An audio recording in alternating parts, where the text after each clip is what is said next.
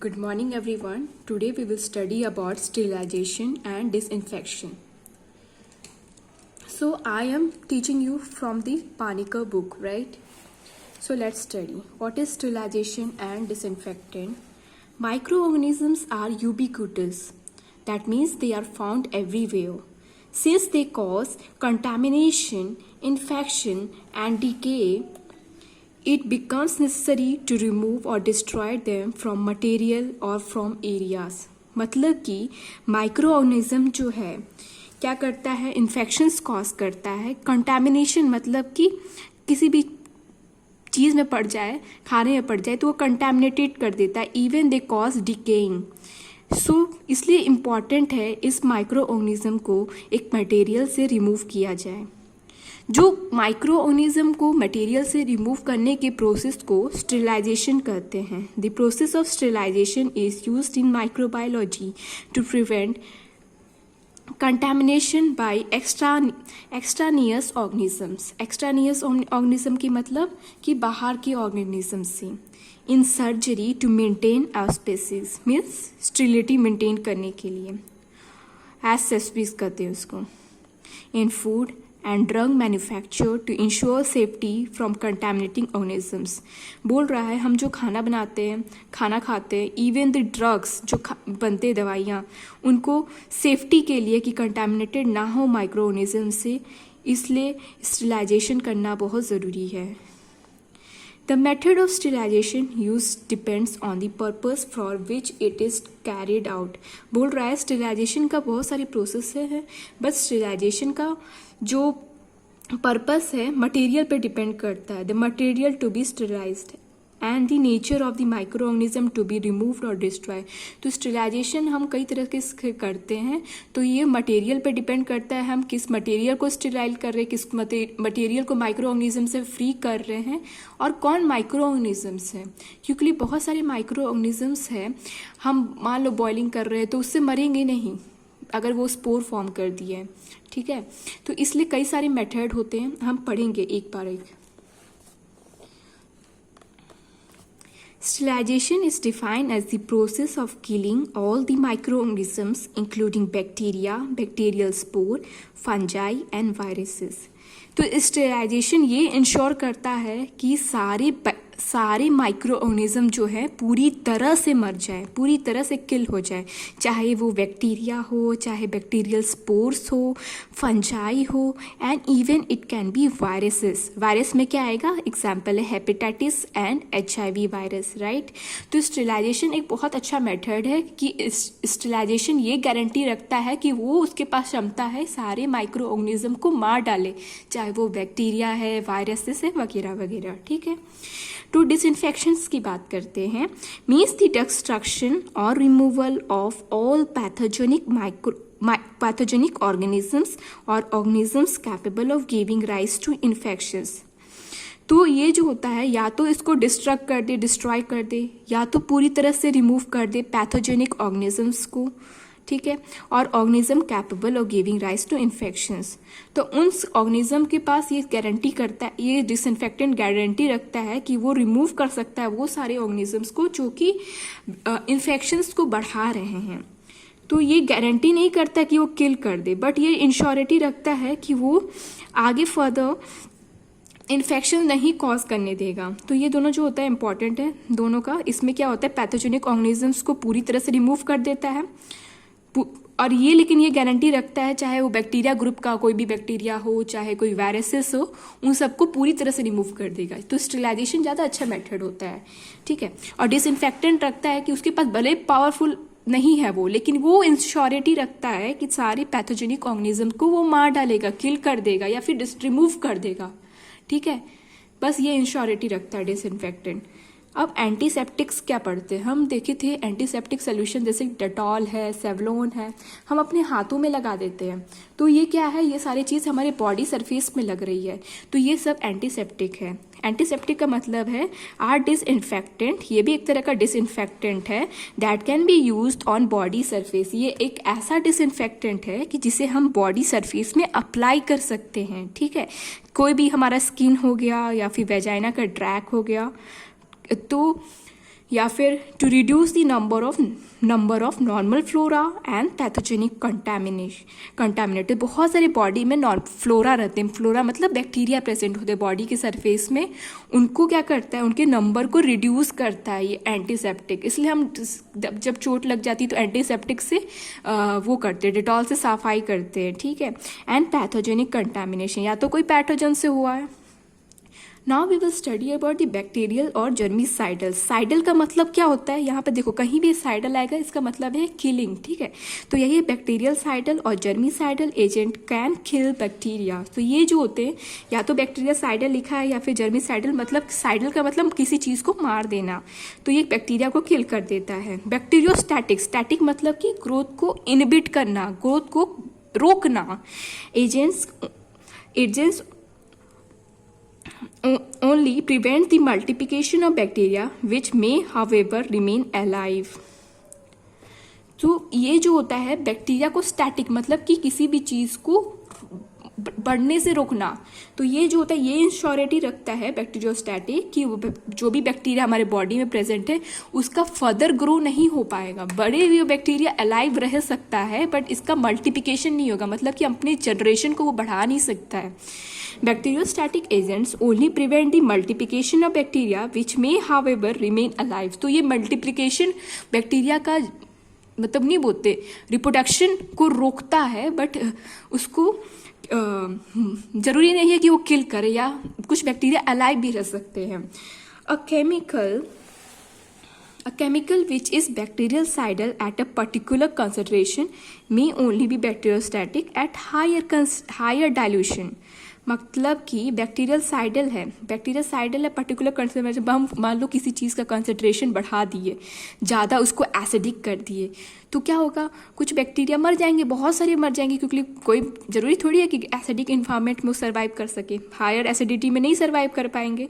तो बैक्टीरियल साइडल जो है हाई पर्टिकुलर कंसंट्रेशन में बैक्टीरियासाइडल हो जाता है कुछ बैक्टीरिया के लिए, और बैक्टीरियोस्टैटिक बन जाता है हायर डाइल्यूशन। अगर हम पानी में ज़्यादा केमिकल में थोड़ा पानी मिला दें तो क्या होगा, उसको थोड़ा बैक्टीरिया की ग्रोथ को प्रिवेंट कर सकता है, बट मान नहीं सकते क्योंकि डाइल्यूट हो चुका है कोई चीज़, कंसनट्रेटेड चीज़ का ज़्यादा पावर होता है ना। क्लीनिंग का मतलब क्या होता है, cleaning play an important preparatory role before sterilisation और डिसइंफेक्टेंट। तो हम क्या करते हैं, किसी भी चीज़ को स्टेरिलाइज या फिर डिसइंफेक्शन करने के टाइम क्या होता है, हम किसी चीज़ को क्या करते हैं, क्लीन करते हैं। जैसे हमारे को चोट लग गया तो सबसे पहले क्या किया जाता है, डॉक्टर उसको बोलता है पानी से सफाई करे, फिर बाद में डिटॉल वेटॉल एंटीसेप्टिक्स लगाता है, ठीक है। तो वैसे ही सेम चीज़ होता है कि क्लीनिंग में क्या होता है, जैसे हम बर्तन धोते हैं तो बर्तन धोते टाइम क्या करते हैं, पहले पानी से सफाई करते हैं, उसके बाद साबुन वबुन जो भी है लगाते हैं। वैसे सेम चीज़ यहाँ पे भी मेडिकल में भी यही होता है कि क्लिनिक में play a important preparatory role before sterilisation and disinfection. Preparatory role याद रखना कि मतलब एक ऐसा प्रिपरेशन है कि स्टेरिलाइजेशन और डिसइंफेक्टेंट से, जो कि एक बहुत इंपॉर्टेंट है। जैसे कि कुछ सॉइल में कुछ हो जाता है, माइक्रो ऑर्गेनिजम्स प्रेजेंट है, कुछ डर्ट प्रेजेंट है, तो and reducing the microbial burden मतलब कि अगर हम स्टेरिलाइजेशन करेंगे तो वहाँ के एरिया पूरा माइक्रो ऑर्गेनिज्म से भर जाएगा, तो माइक्रोबियल बर्डन को भी कम करता है और स्टेरिलाइजेशन प्रोसेस को ज़्यादा इफेक्टिव बना देता है ये।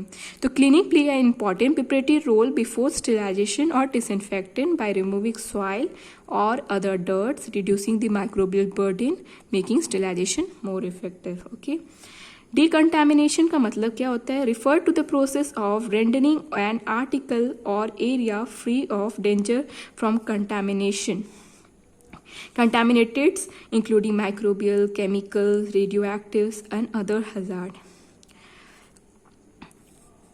तो डिकंटामिनेशन का मतलब क्या होता है, रेंडरिंग मतलब कि रिमूवल ऑफ डेंजरस सब्सटेंसेस, जो भी सब्सटेंसेस डेंजर है उसको हम एक मतलब पेपर में प्रेजेंट है या फिर ऐसा एरिया जहाँ पे जैसे मान लो कोरोना में पेशेंट होता है, वहाँ पर क्या करते हैं, डिकंटामिनेट करते हैं कि वहाँ से माइक्रो ऑर्गेनिज्म जो डेंजरस सब्सटेंसेस है वो सब कम हो जाए, इंक्लूडिंग माइक्रोबियल्स हो गया, chemical, radio actives and other hazard, तो इनको डिकंटामिनेट करते हैं कि उनको डेंजरस सब्सटेंसेस उस एरिया से रिमूव कर दिया जाए। डेंजरस सब्सटेंसेस में जैसे रेडियो एक्टिव होता है, बहुत ज़्यादा डेंजरस है, कुछ केमिकल्स होंगे, माइक्रोबियल्स होंगे, ठीक है।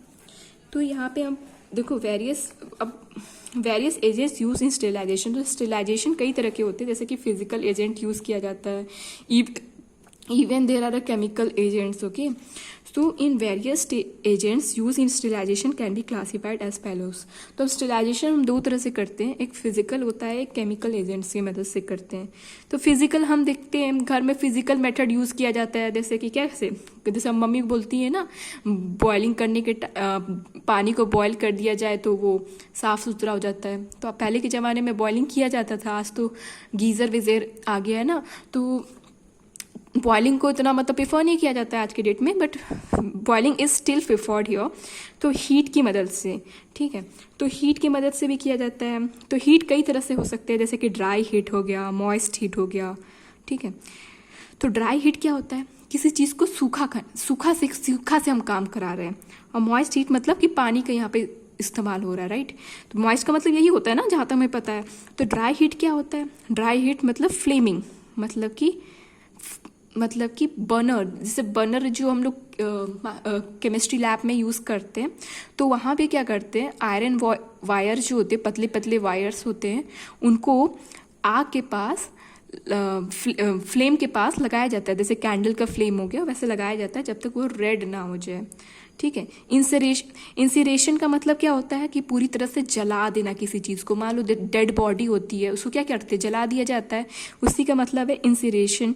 तो वही जो एनाटॉमिकल वेस्ट आता है मेडिकल लैब से, जो भी है सर्जरी के बाद जो भी है वगैरह वगैरह, तो उसको क्या किया जाता है, जला दिया जाता है। तो इंसिरेशन होता है ये। हॉट एयर ओवन में क्या होता है, बहुत ज़्यादा हीट करके क्या किया जाता है, उसको पकाया जाता है। सेम थिंग है मेडिकल लैब में, जो हम बहुत हॉट एयर ओवन जो मेडिकल लैब का यूज़ होता है, उसमें क्या होता है, एयर पास करते हैं और स्टेरिलाइज करते हैं, एक ओवन की तरह ही होता है वो। स्टेरिलाइजेशन हम आगे पढ़ेंगे, मैं थोड़ा थोड़ा सा बता रही हूँ, बाद में डिटेल में बताऊंगी जब नेक्स्ट वीडियो आएगी।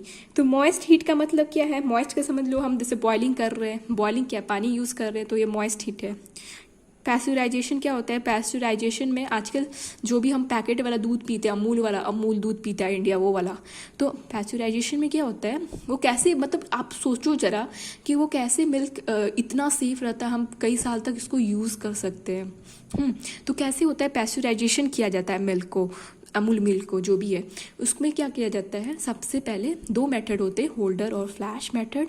होल्डर मेथड और फ्लैश मेथड, या तो आप 63 डिग्री सेल्सियस में दूध को गर्म करो, मैं दूध का एग्जांपल ले रही हूँ, ठीक है, दूध को गर्म करो 30 मिनट के लिए, या तो एक और मेथड होता है, या तो आप 71 डिग्री सेल्सियस में 15 सेकेंड के लिए गर्म करो और उसके बाद उसको सडनली कूल कर दो, ठीक है। तो कितने डिग्री सेल्सियस में, 13 डिग्री सेल्सियस से कम टेम्परेचर में इसको कूल कर दिया जाए।